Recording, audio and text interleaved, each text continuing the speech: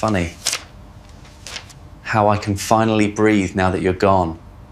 The smell hit me first. Lauren came through our front door at 11:47 p.m., 3 days before our wedding, reeking of gin and somebody else's cologne. Not Tom's usual everyday aftershave, but something expensive. Something that cost more than my monthly car payment. "We need to talk," she said, not even bothering to look at me. Her designer heels clicked against our hardwood floor like a countdown timer. I was sprawled on our couch, still in my sales department khakis, nursing a beer and watching late-night reruns. The wedding invitations sat in neat stacks on our coffee table, mocking me with their gold-embossed lettering.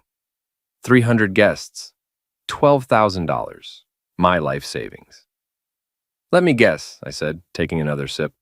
"Cold feet, second thoughts? Or did you finally realize you're marrying a guy who drives a Honda Civic instead of a BMW?" Lauren's laugh was sharp, bitter. She'd been practicing it, I realized. This whole conversation had been rehearsed. "The wedding's off, Nick. I'm in love with someone else." I set down my beer with deliberate care. "Anyone I know? Your brother Tom." The words hung in the air like smoke. Tom. My younger brother who worked in our company's marketing department, who borrowed money from me every month, who still lived in a studio apartment at 32. Who couldn't keep a girlfriend for more than 6 weeks. "Well," I said finally, "I'm not holding you back." But my mind was already racing. Lauren was ambitious, status-obsessed, materialistic. Tom was none of those things that attracted her. Something didn't add up. She'd expected tears, begging, maybe throwing things. My calm response threw her off script. "That's it? That's all you have to say?" I shrugged. "What do you want me to say? Fight for you, beg you to stay? We both know that's not happening." The next morning at Hartwell & Associates, our mid-sized sales firm, I watched Lauren differently. Really watched. She moved through the open plan office like she owned it. Her blonde hair perfectly styled, her smile practiced and cold. But there were details I'd missed before. Her phone never left her hand. She angled it away from everyone, even me. When Paul Bennett walked by her desk, she straightened her posture, smoothed her skirt. Paul, our top sales director, with his corner office and his Rolex and his reputation for closing deals that made the rest of us look like amateurs. "Nick, you look like heck," said Janine, my assistant. She was 45, divorced, and had the sharp eyes of someone who'd been burned before. Wedding jitters? Something like that. She studied my face. Janine had worked for me for 3 years, and she could read my moods better than my own mother. "Whatever's going on, be careful. Office politics are nastier than divorce court." At lunch, I drove to Mickey's, the dive bar 3 blocks from our office. The kind of place with sticky floors and loud regulars who knew everyone's business. I needed information, and alcohol loosened tongues better than truth serum. Sure enough, Melissa was there. Lauren's best friend, the office gossip, already 2 drinks deep. "Nick," she called out, her voice too bright. "Shouldn't you be tasting wedding cake or something?" I slid onto the bar stool next to her. "Wedding's off." Her face went through a series of expressions: surprise, guilt, something that looked almost like relief. "Oh no, what happened?" "Lauren's in love with my brother, apparently." Melissa's laugh was too loud, too forced. "Tom? Really? I mean, he's sweet, but what?" She took a long sip of her martini. "Nothing. It's just surprising, that's all." I bought her another drink, then another. By 2 p.m., her tongue was loose enough to hang herself with. "You know," she said, leaning closer, "Lauren's got it all figured out. Tom's devotion, Paul's money, your blind trust. She's like a chess player, always 3 moves ahead." My blood went cold. "Paul's money?" Melissa's eyes widened. She'd said too much. "I mean, Paul's he's successful, you know? Lauren admires success." I left her there, stumbling over her words, trying to backtrack. But the damage was done. Back at the office, I started paying attention to things I'd ignored before. Paul lingered by Lauren's desk every morning, bringing her coffee. Expensive coffee from the boutique place downtown, not the break room swill the rest of us drank. Lauren's laugh was different around him, genuine, not the practiced sound I'd been hearing at home. And Tom was nowhere near Lauren. He barely looked at her. For a man supposedly in love, he was doing a terrible job of showing it. At 5 p.m., as I was packing up my desk, Janine appeared with a manila envelope. This came for you. No return address. Inside was a single sheet of paper with a message in block letters. Check the security camera footage in parking level C, yesterday, 6:30 p.m. I knew our building's security system. I'd helped design the employee access protocols. Getting into the footage wouldn't be hard. I had administrative privileges from a project last year that IT had never revoked. The timestamp read 6:31 p.m. Level C, Section 4. Lauren's silver Audi was parked in the corner spot she always chose. And there, pressed against the driver's side door, were Lauren and Paul Bennett. His hands were in her hair, her arms around his neck, kissing like teenagers. Tom was nowhere to be seen. I saved the footage to a flash drive and leaned back in my chair. Lauren hadn't fallen in love with my brother. She'd fallen in love with my biggest rival at work, the man who'd stolen 3 major clients from me this year, who drove a Mercedes and lived in a downtown penthouse. Tom was just the cover story, the lie that was supposed to make me feel sorry for her instead of suspicious. But Lauren had made one critical mistake. She'd underestimated me. I'd spent 5 years in sales, learning to read people, to find their weaknesses, to close deals by knowing exactly what motivated them. I was good at my job because I understood human nature. And now I was going to use every skill I'd learned to destroy the woman who'd tried to make a fool of me. The next morning, I called in sick and drove to the other side of town, to a strip mall office with Brennan Investigations painted on the window in fading gold letters. Inside, Jack Brennan looked exactly like Central Casting would order for an ex-cop private investigator. Gray hair, weathered face, eyes that had seen too much. Cheating wife? He asked before I'd even sat down. That obvious? You've got the look. What do you need? I told him about Lauren and Paul, showed him the security footage. He nodded like he'd seen it 1,000 times before. Here's the thing, he said. You could confront them, make a scene, get your revenge that way. Or you could be smart about it. Build a case, gather evidence. Make sure when you drop the hammer, it stays down. What kind of evidence? Financial records, phone records if you can get them legally, witnesses, documentation of their affair affecting workplace dynamics. The more you have, the more damage you can do to both of them professionally. He quoted me a price that made me wince, but I paid it. This was war now, and wars cost money. One more thing, Brennan said as I was leaving. Don't do anything stupid. Don't break any laws. Smart revenge is legal revenge. Back at the office, I started my campaign. First, I needed allies, people who'd seen what I'd seen who could corroborate the affair when the time came. Janine was the obvious choice. She saw everything, knew everyone, and she was loyal. I need your help with something, I told her during lunch. Does it involve Lauren and that snake Paul Bennett? I stared at her. You know, honey, I've been watching office affairs for 20 years. They think they're being subtle, but they're about as subtle as a car crash. The question is, what are you going to do about it? I'm going to destroy them both. Professionally, socially, completely. But I need to be smart about it.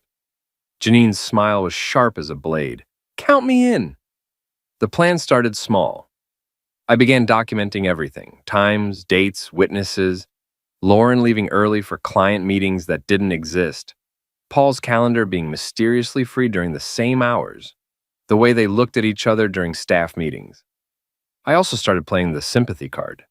Word had gotten around that my wedding was canceled, and I let people draw their own conclusions about why.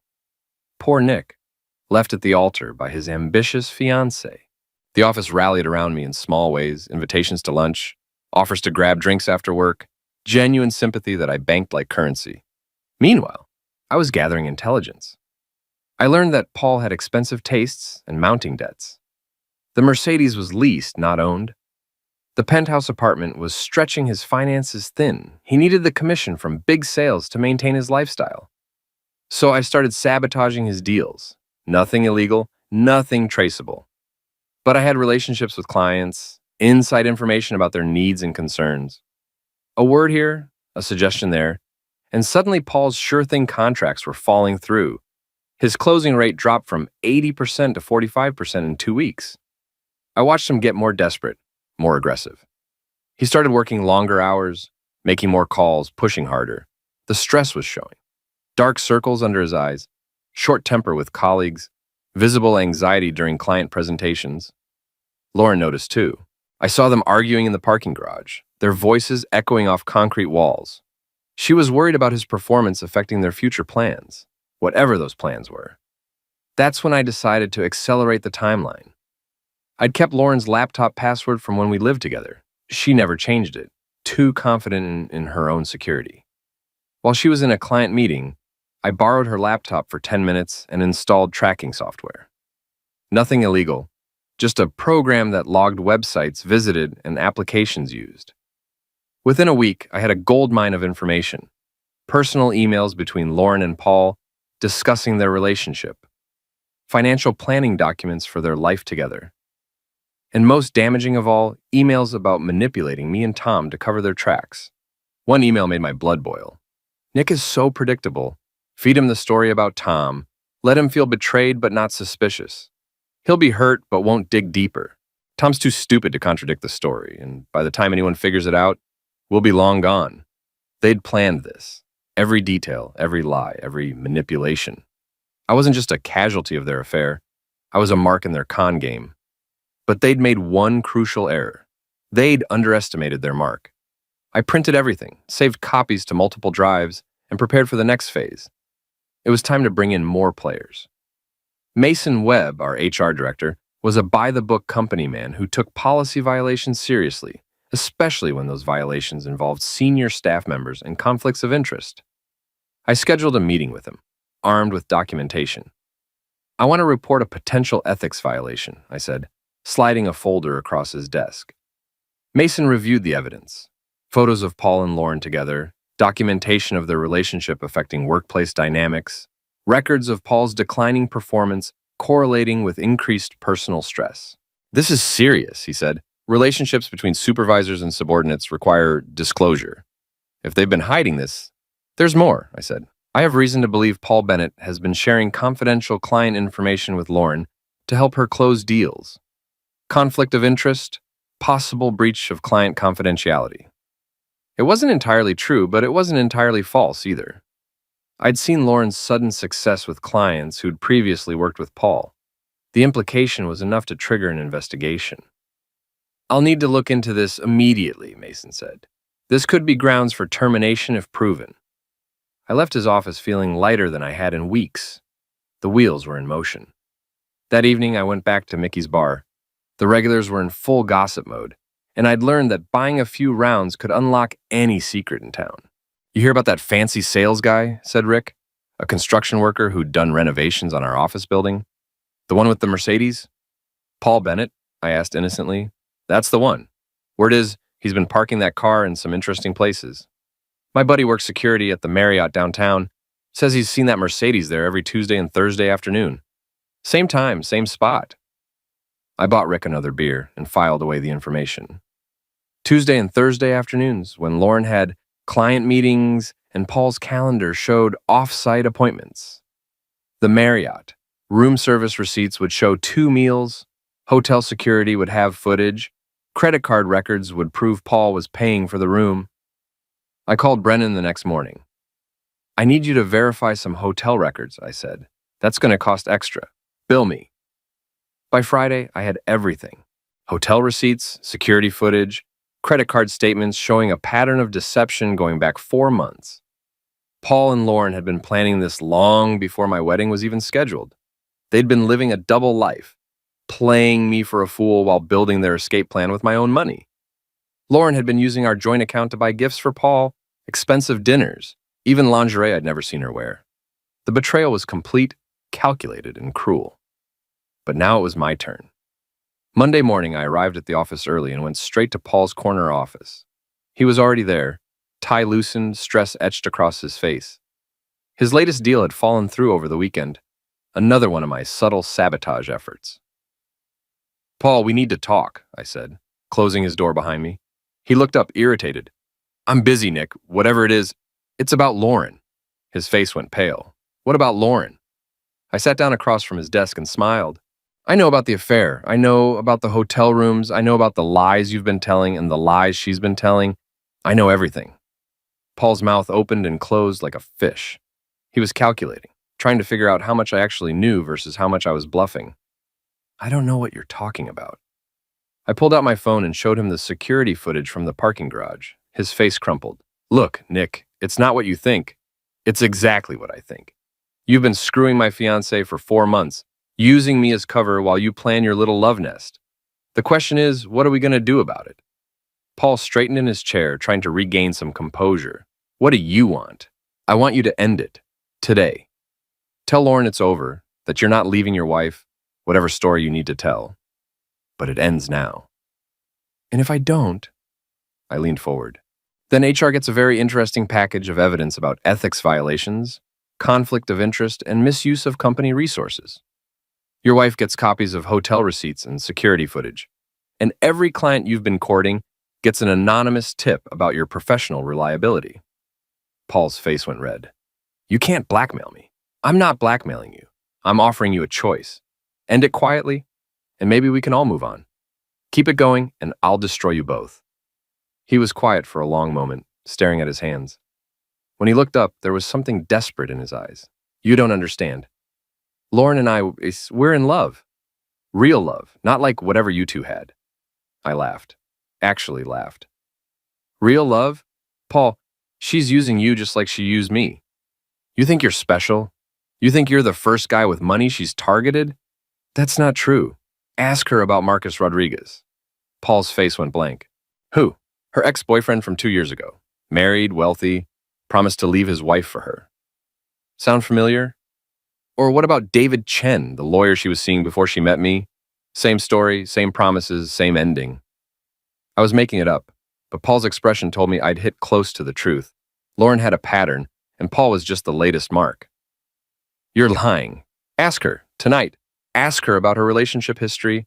Ask her why she really broke up with me 3 days before our wedding instead of 3 months ago. Ask her why she needed Tom as a cover story instead of just being honest about you. I stood up and headed for the door.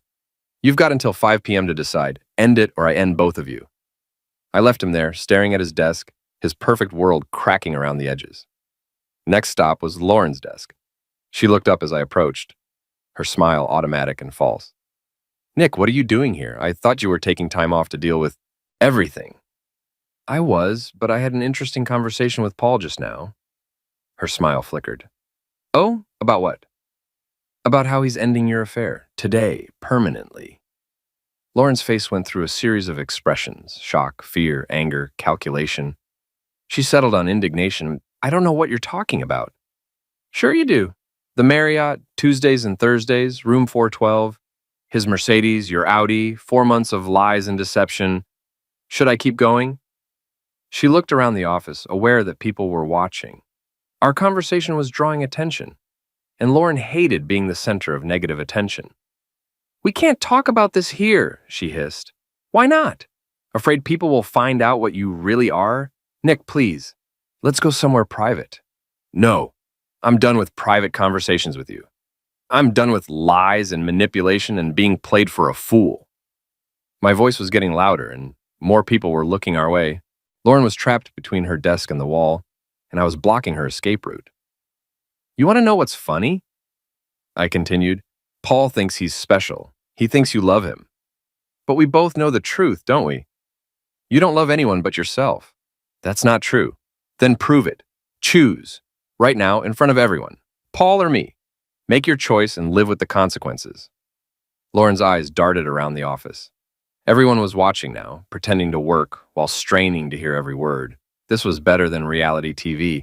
I can't do this here. Then you've made your choice. I turned and walked away, leaving her standing there, exposed and humiliated. Behind me, I could hear the whispers starting, the gossip mill grinding to life. By lunch, the whole office knew. Lauren and Paul, caught in an affair, confronted by the betrayed fiancé. The story grew with each telling, becoming more dramatic, more scandalous. I ate my sandwich at my desk and watched the fallout. Paul stayed locked in his office, avoiding eye contact with everyone. Lauren tried to maintain her composure, but I could see the cracks showing. Her hands shook when she reached for her coffee. Her laugh was too bright, too forced. At 3 p.m., Mason Webb called me into his office. I've completed my preliminary investigation into the ethics violations you reported, he said. I'm going to need formal statements from you and any witnesses. Of course. There's something else. Paul Bennett has requested a transfer to our Chicago office, effective immediately. I tried to look surprised. Really? That seems sudden. He cited personal reasons. Given the circumstances, I think it's probably for the best. Paul was running, abandoning Lauren to save his own career. Exactly what I'd expected him to do when the pressure got too high. What about Lauren? Ms. Carver will be receiving a formal reprimand for failure to disclose a relationship that created a conflict of interest. She'll also be transferred to a different department, away from any clients she may have shared with Mr. Bennett. A reprimand and a transfer. Not exactly the destruction I'd been hoping for, but it was a start. At 4:30, Lauren appeared at my desk. "We need to talk," she said. "I'm busy. Nick, please, 5 minutes." I looked up at her, really looked. Her perfect makeup was smudged, her hair slightly messed. The confident, manipulative woman I'd been living with was gone, replaced by someone desperate and afraid. "Fine, 5 minutes." We walked to the parking garage, the same place where I'd first seen her with Paul. The irony wasn't lost on either of us. "Paul's leaving," she said without preamble. "I heard. He's taking the Chicago transfer. He says it's temporary, but you know it's not." Lauren's composure finally cracked. Tears started flowing, real ones this time, not the calculated crying she'd used to manipulate me before. "I messed up, Nick. I messed up everything." "Yes, you did. Is there any way we can fix this? Go back to how things were?" I stared at her. After everything she'd done, all the lies and betrayal and manipulation, she still thought she could talk her way out of it. "Lauren, there is no going back. There's no fixing this. You made your choice 4 months ago when you started sleeping with Paul. You made it again when you lied to me about Tom. You made it every day since then when you looked me in the eye and pretended to love me. I do love you. No, you don't.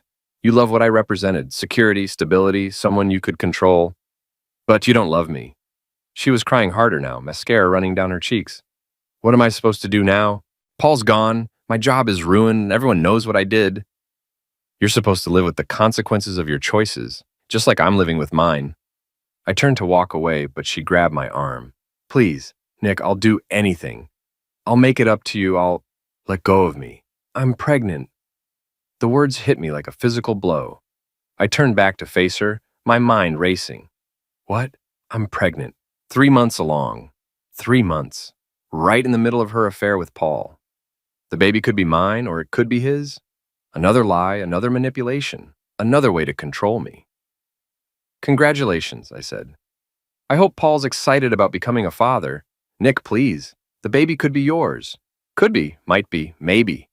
I'm done with maybes, Lauren. I'm done with all of it." I walked away and left her standing there, crying in the parking garage where her affair had started. It felt like poetic justice. But I wasn't done with my revenge.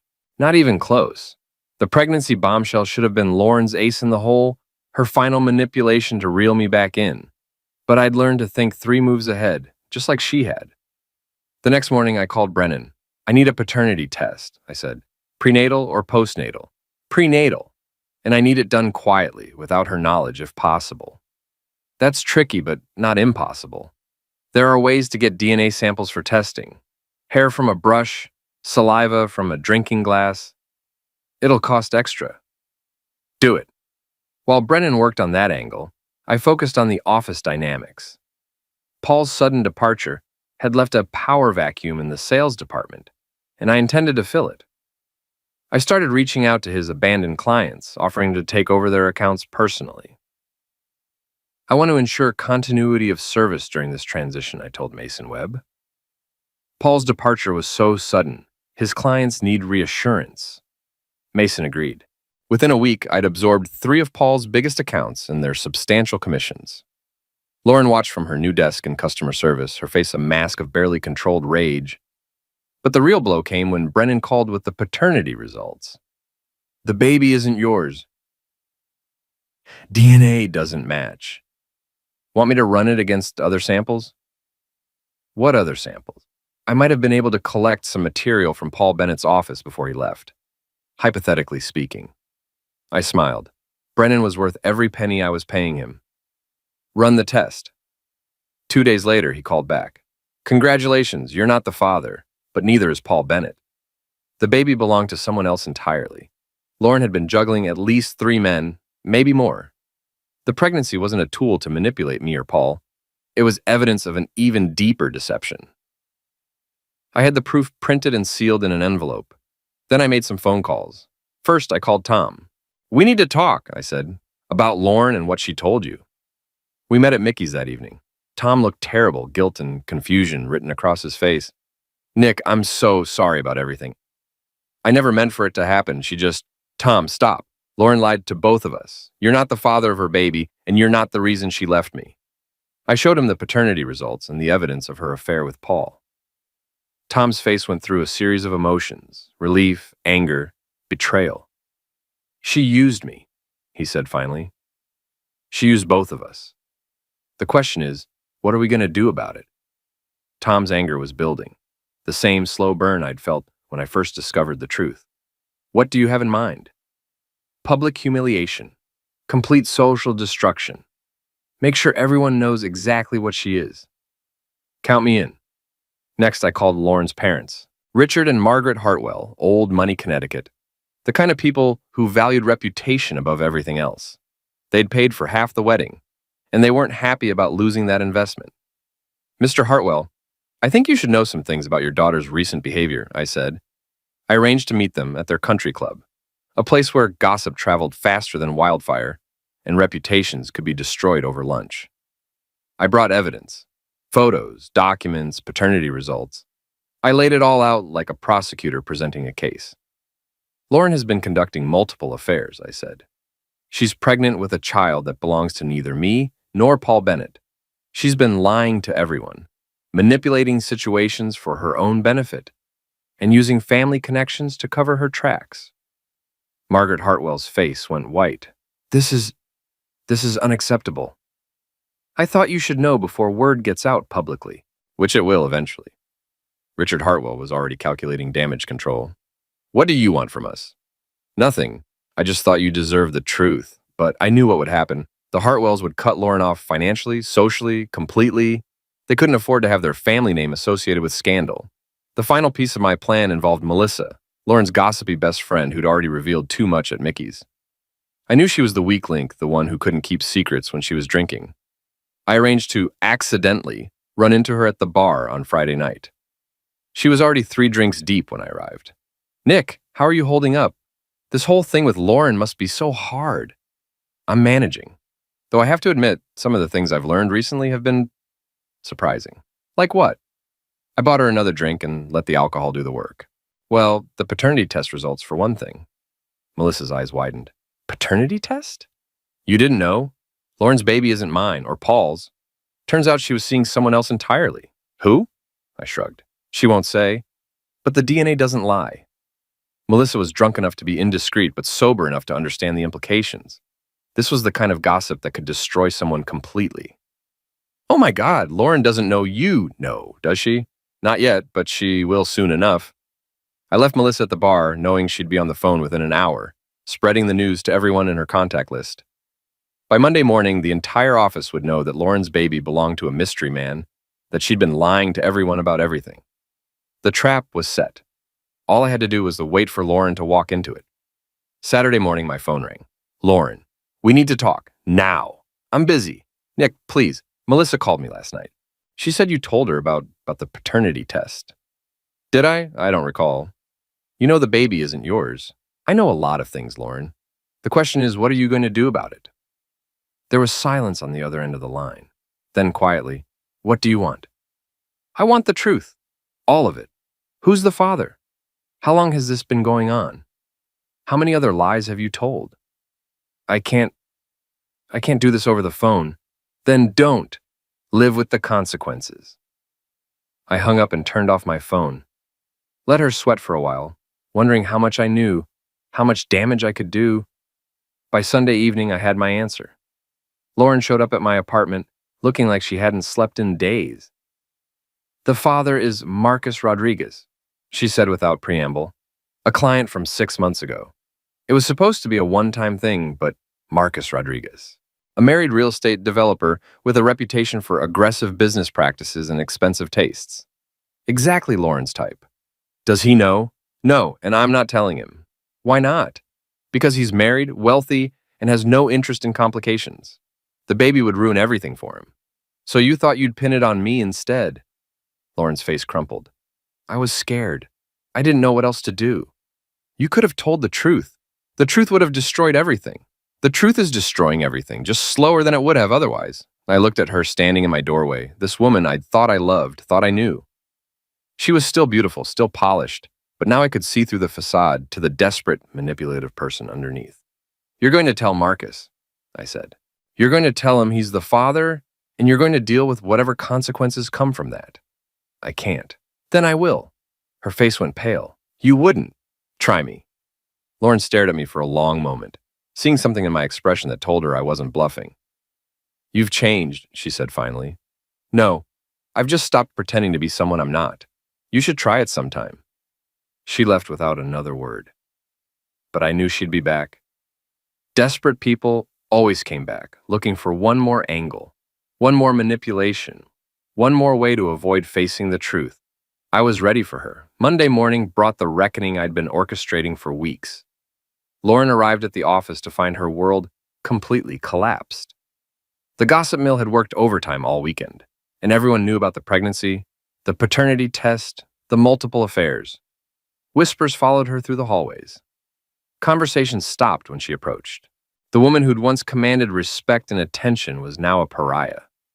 I watched from my desk as she tried to maintain her composure, but the cracks were showing. Her hands shook as she turned on her computer. Her voice was unsteady when she answered the phone. At 10 a.m., Mason Webb called her into his office. She emerged 20 minutes later, carrying a box of personal items. Terminated for cause. The ethics investigation had concluded, and the evidence was overwhelming. She walked past my desk without looking at me, but I could see the tears she was trying to hold back. Rough morning? Janine asked, not bothering to hide her satisfaction.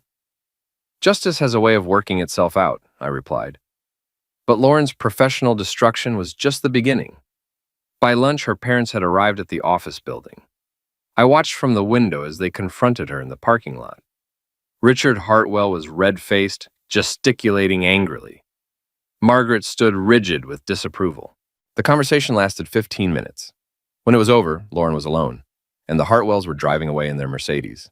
She'd been cut off, disowned, left to face her problems without the family safety net she'd always relied on. I felt a moment of something that might have been pity. Then I remembered the wedding invitations on my coffee table, the money I'd spent, the months of lies and manipulation. The pity passed.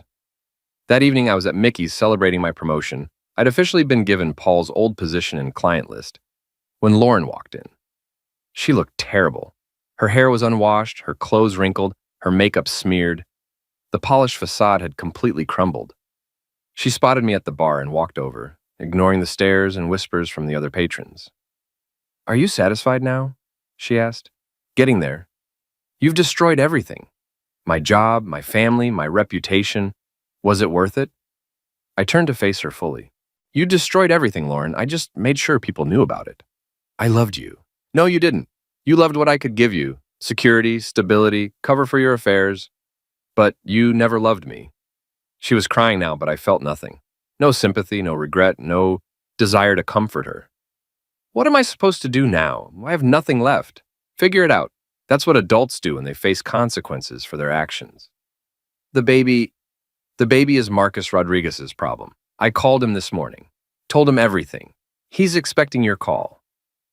Lauren's face went white. You didn't. I did. Turns out he's not as happy about unplanned fatherhood as you might have hoped. She stared at me like she was seeing a stranger. You're not the man I thought you were. No, I'm not. I'm better. Lauren left the bar without another word. I finished my drink and went home, feeling lighter than I had in months. But I wasn't done yet. There was one final move to make. Tuesday morning, I drove to the offices of Rodriguez Development. Marcus was a big man, intimidating, with the kind of presence that filled a room. But when I walked into his office, he looked smaller somehow, worried. You're the ex-fiancée, he said without preamble. Nick Carver. Thanks for seeing me. What do you want? Just to make sure we understand each other. Lauren Hartwell is your problem now, not mine. Marcus nodded grimly. She called last night and wants money for a pregnancy procedure. Are you going to give it to her? Heck no. I'm not paying for her mistakes. What if she goes public, tells your wife? Marcus's smile was cold. Let her try. I've got lawyers, private investigators, resources she can't imagine. If she wants to play hardball, I'll show her what hardball really looks like. I left his office knowing Lauren had finally met her match, someone with more money, more power, and fewer scruples than she had. The final confrontation came Wednesday evening. Lauren appeared at my apartment one last time, looking desperate and defeated. Marcus won't help me, she said. I know. My parents won't take my calls. I know. I have nowhere to go, no money, no job. I'm 3 months pregnant and completely alone. I know. She stared at me, waiting for some sign of the man she'd thought she could manipulate and control. Please, Nick, I'm begging you, help me. I looked at her for a long moment. This woman who'd tried to destroy me, who'd lied and cheated and manipulated everyone around her. No, I said simply. What? No, I won't help you. I won't save you. I won't be your backup plan or your safety net or your way out of the mess you created. But I have nothing. Then you have exactly what you deserve. Lauren's face went through a series of emotions: shock, anger, desperation, and finally acceptance. She was truly alone for the first time in her life, without anyone to manipulate or control or fall back on. You're going to regret this, she said. No, I'm not. But you're going to regret every choice that led you here. She left my apartment and my life forever. I watched from my window as she got into her car. The silver Audi would probably be repossessed within a month, and drove away. 6 months later, I heard through the office grapevine that Lauren had moved back to her hometown in Ohio, working as a waitress and raising her baby alone. Marcus Rodriguez had made sure she couldn't cause him any trouble, using his resources to keep her quiet and far away. Paul Bennett had lasted 3 months in Chicago before being quietly let go from the company. Turns out, his performance problems had followed him, and without Lauren to help maintain his facade, his weaknesses became obvious. Tom and I had rebuilt our relationship, bonded by our shared experience of being manipulated by the same woman. He'd learned to be more careful about trusting people, and I'd learned that sometimes the quiet brother has depths you don't expect. As for me, I was thriving. Paul's old job came with a substantial salary increase, a corner office, and the respect of colleagues who'd watched me handle a devastating personal betrayal with intelligence and grace. I'd turned my worst moment into my greatest triumph. The wedding invitations were still in my closet, a reminder of how close I'd come to making the biggest mistake of my life. Sometimes I looked at them and felt grateful to Lauren for showing me who she really was before it was too late. I'd learned that revenge, when served intelligently and patiently, was indeed a dish best served cold. I'd destroyed my enemies completely, legally, and permanently. They would never recover from what I'd done to them, and I'd done it all without breaking a single law or compromising my own integrity. Lauren had taught me to think like a chess player, always 3 moves ahead. She just hadn't realized I was a faster learner than she was a teacher. In the end, the underdog had bitten back, and the bite was fatal.